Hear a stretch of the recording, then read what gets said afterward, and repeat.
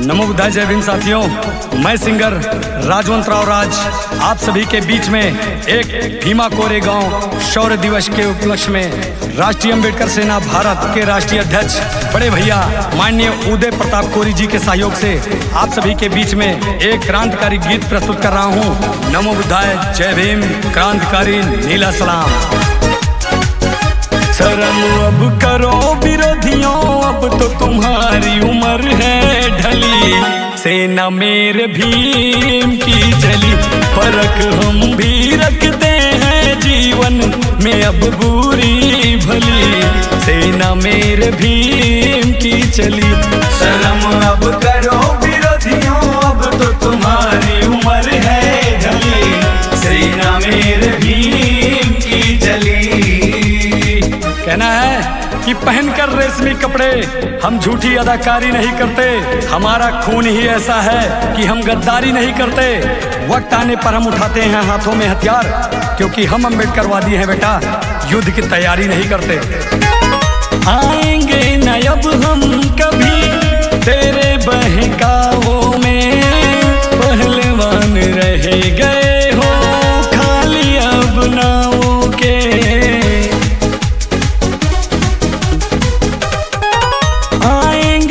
अब हम कभी तेरे बहकावों में, पहलवान रह गए हो खाली अब नामों के। हिम्मत नहीं है फिर क्यों, के बल जब नहीं है फिर क्यों खुद को कहते हो खाली बली। सेना मेरे भीम की चली, शर्म अब करो विरोधियों, अब तो तुम्हारी उम्र है ढली। सेना मेरे भीम की चली।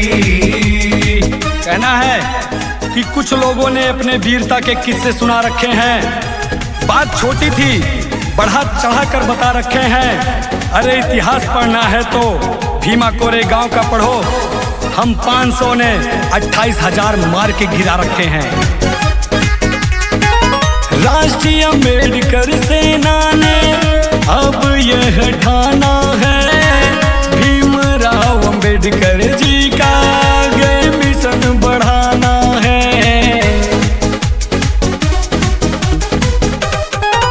राष्ट्रीय अम्बेडकर सेना ने अब यह ठाना है, भीमराव अम्बेडकर जी का आगे मिशन बढ़ाना है।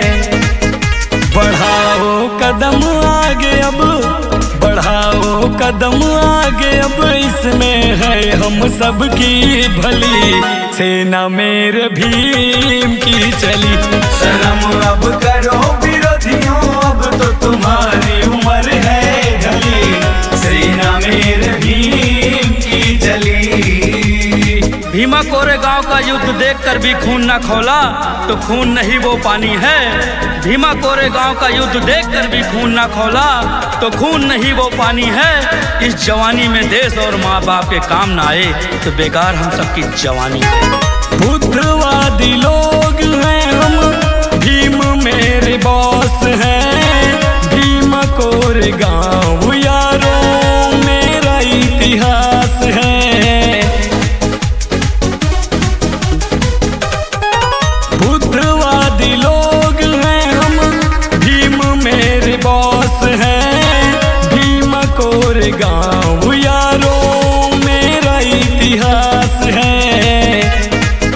भिड़ो ना भीम वालों से, भिड़ो ना भीम वालों से, पाओगे ना भागे गली। सेना मेरे भी